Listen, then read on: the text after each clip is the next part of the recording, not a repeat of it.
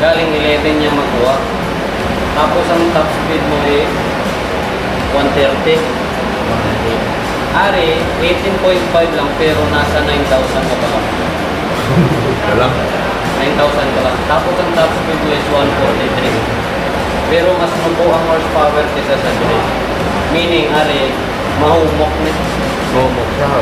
Mahumok ang RPM. Buyayaw siya. Pero wala persa. Bira mo, may haragin siya. May power na. Goods na niya.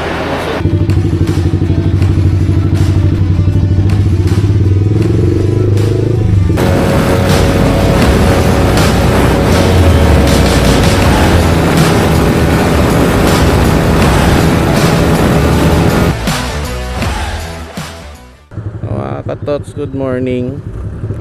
Nagmamadali na tayo kasi ano na, tanghali na.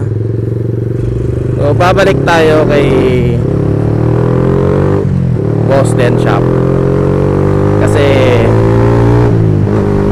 kahapon nagpa-tune tayo tapos hindi makuha ni Den yung tono ng motor, especially doon sa high RPM niya. So upon checking, sira pala yung BBA. Naghanap pa tayo ng BBA kahapon, ngayon nakahanap tayo. Nakahanap naman tayo kahapon pero tanghali na, may nakaschedule doon. So nung napalitan, yun nga, no, mas lumakas. Siyempre wala naman natin yung BBA, sisipa talaga yun pag ano, pumatak ng 7,000 RPM. Parang itutulak na yung motor mo parang magbubush siya. Yung sa atin, no, all this time hindi pala. Galing, no? Pakalakas ng motor natin, no? Sira pa yung BBA pero umataw. Ngayon mas umataw kasi palitan na nga. Ngayon kagabi chinek ko ang fifth gear nga hindi pa naubos, ano lang gitna lang lakas ng power, maabot na ako ng 130. So, ewan ko lang ngayon, no? Balik natin kasi sa high RPM yung problema. Yan, gisingin natin si Boss din. Grabe mga katots. Wala na breakfast remark agad.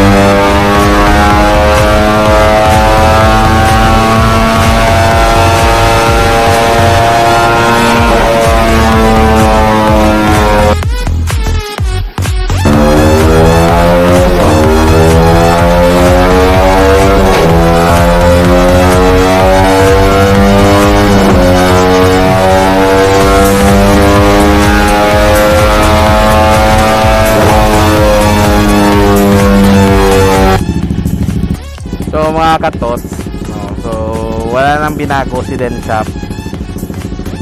Chinek niya lang if okay ba yung tune niya sa high RPM, no. So upon checking, okay na. So kahapon naka 18 horsepower, ngayon 19. So hindi na change yung sa ECU. Bali last time, no, naka 21 horsepower tayo, ngayon 19 horsepower.